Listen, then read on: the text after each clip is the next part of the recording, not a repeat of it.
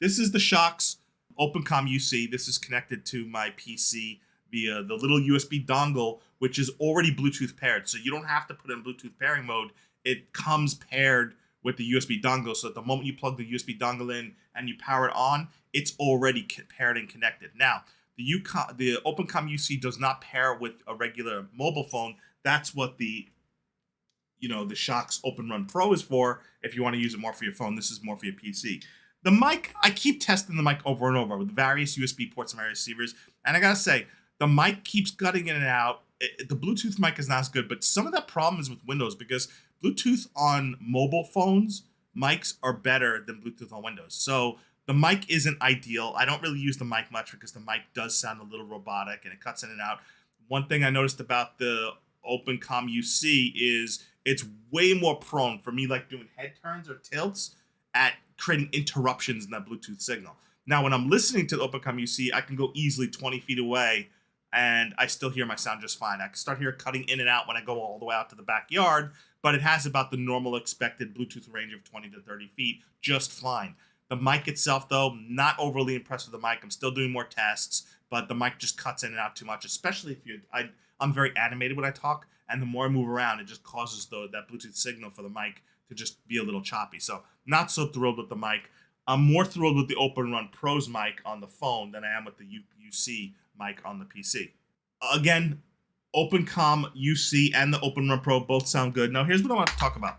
You'll see a lot of stories and articles lately comparing because Sony and Apple and all these companies are getting into what's called open ear design or open air headsets. So let me explain the difference between a bone conduction headset and why a bone conduction headset is better than open air or open ear.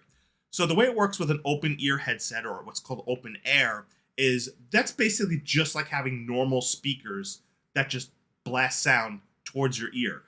It's no different than if you hold too many Bluetooth speakers really more or less to your ears where, yeah, sure, you can hear what's going on around you, but because you're blasting sound waves through the air, everybody else can hear what's going on around you, and it interferes and muffles the sound. You're not going to hear sound out in the open that's pretty far away because you're still fighting to hear the sound over the sound of your own ear AirPods. So if you're going to go with open ear or open air, you're better off just using really high quality transparency mode on earbuds that are in ear because bone conductions are better than open ear and open air because they actually produce the sound vibrations that goes into the inner ear canal through the bone in your ear.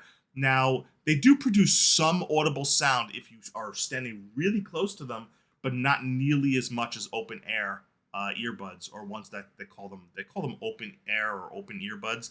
Not the same as bone conduction, though they try to bill it as the same. That you keep your ears open. They don't sound the same. The others are just like holding speakers next to your ear. So